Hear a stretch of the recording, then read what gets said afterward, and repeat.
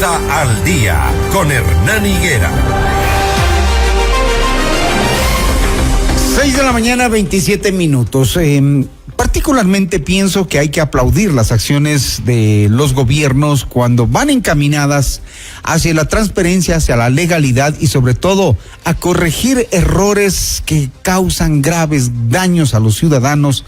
Me refiero a lo ambiental, al tema de los ríos, al tema de la salud de la gente que consume precisamente el agua de los ríos contaminados. Y ustedes saben que aquí el tema de la minería ilegal lo hemos abordado profundamente, constantemente, hemos tenido entrevistas, les hemos contado detalles de lo que encontramos en los recorridos por Napo, por Imbabura, por tantas provincias, casi todas las provincias que tienen minería ilegal.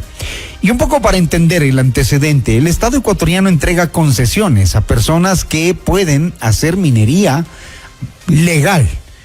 Y cuando el Estado entrega esas concesiones, muchas de estas personas, en las áreas asignadas se van por lo ilegal, permiten que en esas concesiones entren los ilegales y es lo que tenemos hoy. Algunas empresas incluso internacionales, ¿no?, que en sus concesiones permitieron que los ilegales se metan a sacar el oro y la riqueza del país por la que deberían estar pagando impuestos, pero no lo hacen, se llevan el oro.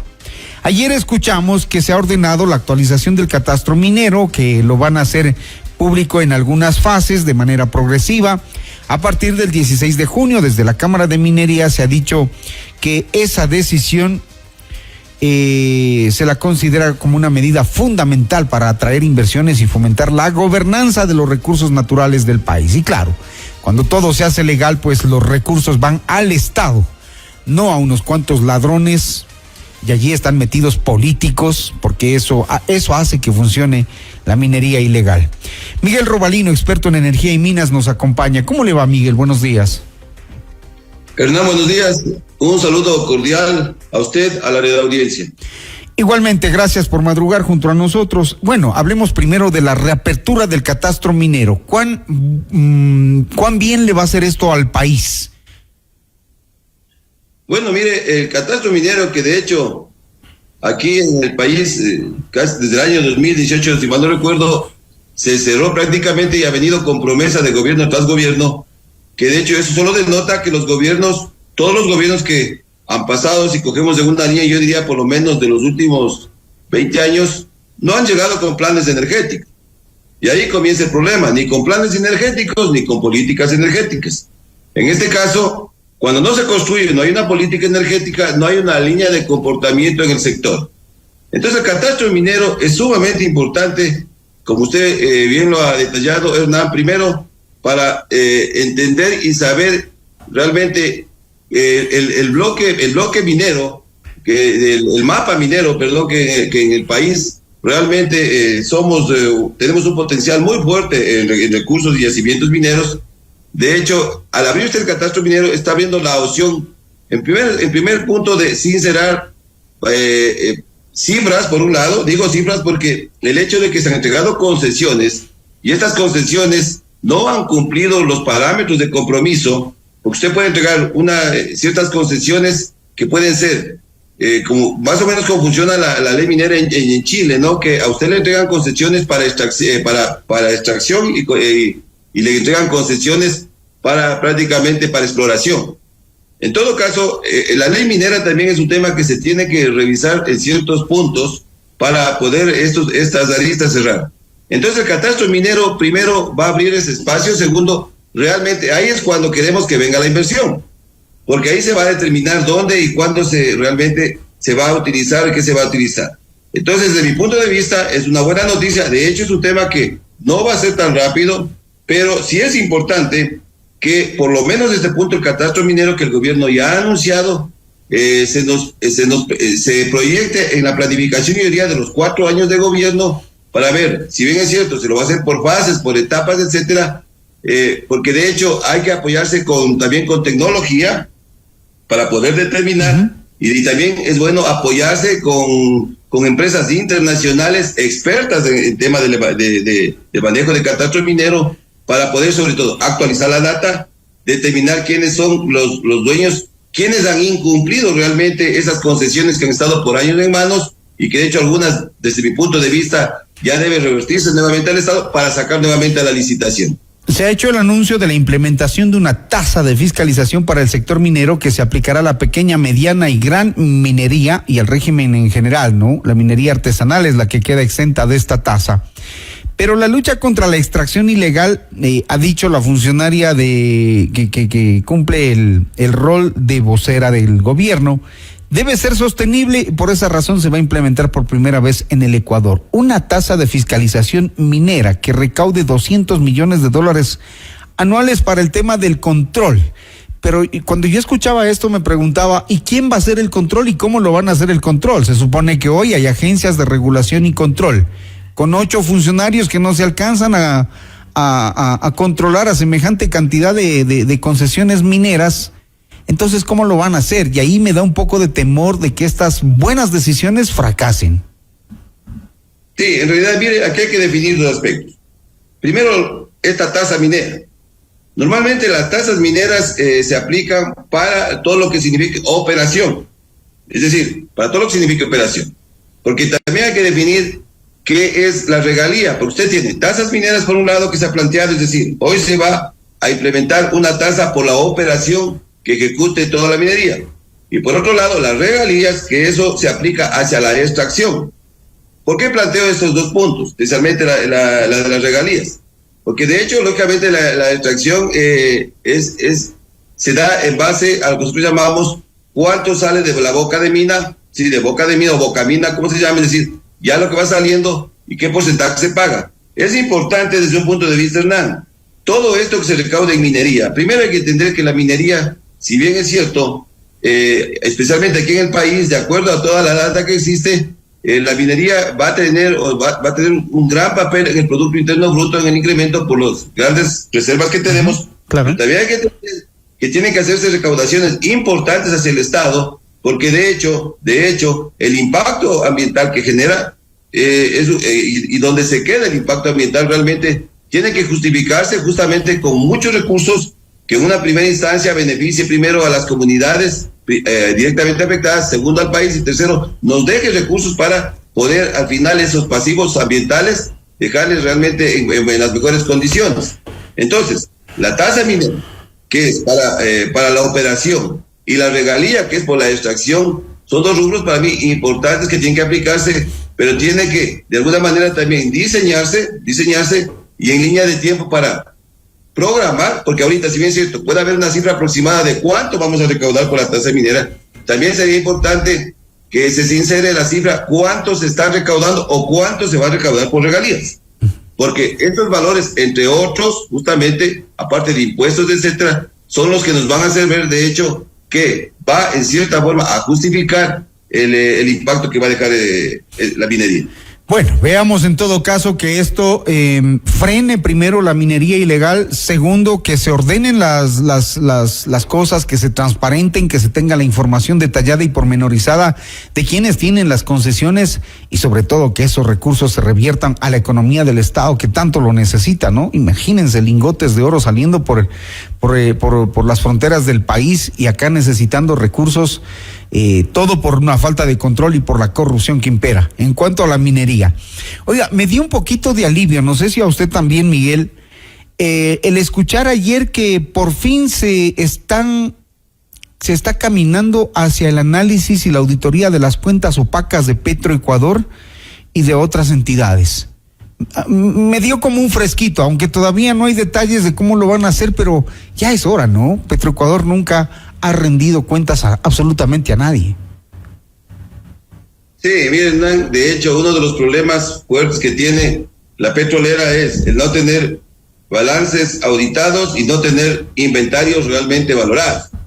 Son dos aspectos importantes, es decir, para saber cómo, desde la parte de los balances auditados, para saber si ha habido, primero, un buen manejo de todos los ingresos que hubo en la petrolera, un buen manejo de todos los egresos que hubo en la petrolera, y también que nos haga entender cuál fue el beneficio económico, la riqueza que nos dio la petrolera, por el lado de los balances auditados, por el lado de los inventarios valorados, realmente saber cuál es el inventario que tenemos nosotros en activos petroleros Eso es importante también para determinar muchísimas cosas. Entonces aquí también me parece un anuncio importante y creo que siempre hemos hablado, Hernán, del plan energético del gobierno. Así es. Y que quede implantado a partir de ahora, que se estructure un plan energético en la línea de los 4 años para que justamente eso nos vayan diciendo qué es lo que se va a hacer. Es decir, si yo sé que ahora vamos a auditar los balances de Petroecuador, es decir, que vamos a saber realmente como empresa, viendo desde el espectro de empresa, como empresa, es un buen negocio, que de hecho es un buen negocio. Pero qué tan bien lo han manejado o qué tan mal lo han manejado todos los gobiernos pasados, eso nos va a dar, si bien es cierto, no nos va a hacer a lo mejor recuperar, pero nos va a abrir los ojos a los ecuatorianos para ver la irresponsabilidad con lo que se ha manejado nuestra industria, la industria de los 18 millones de ecuatorianos. No solo Entonces, irresponsabilidad, también con robo, ¿no? Con alevosía se ha manejado esa empresa. Ojalá el anuncio que ha hecho la señora Jaramillo tenga, digamos, total certeza, porque ya sabemos que las empresas auditoras que ella nombró, Deloitte, PwC y N&D, ya en algún otro momento se negaron a analizar estas cuentas oscuras de tanto de Petroecuador, de CENEL y de SELEC.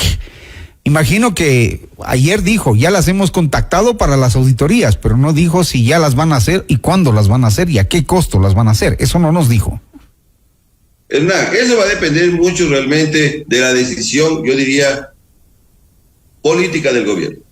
Y dependerá mucho del plan al que el gobierno se ha pegado en los sectores estos estratégicos, y va a depender muchísimo de la cartera de energía.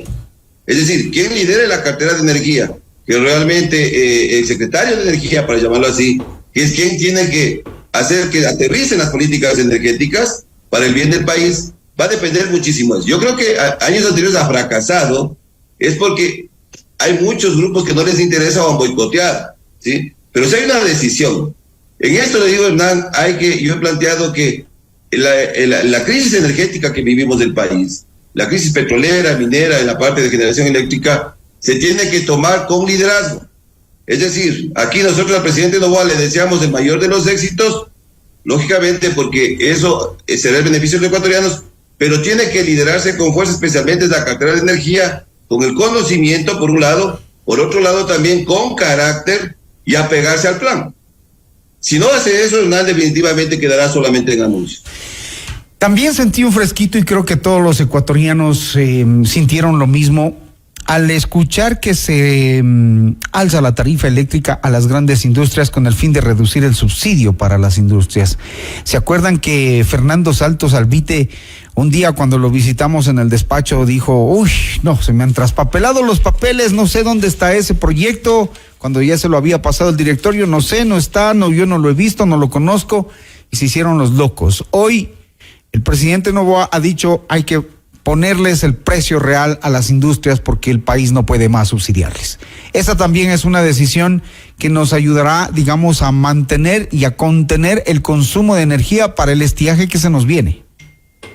Definitivamente, Hernán, porque mire, en el tema eléctrico, el 7.8% que es el crecimiento anual de la demanda, es decir, el que tenemos que incrementar generación por 500 megavatios que no lo podemos hacer porque no se lo ha hecho desde años anteriores.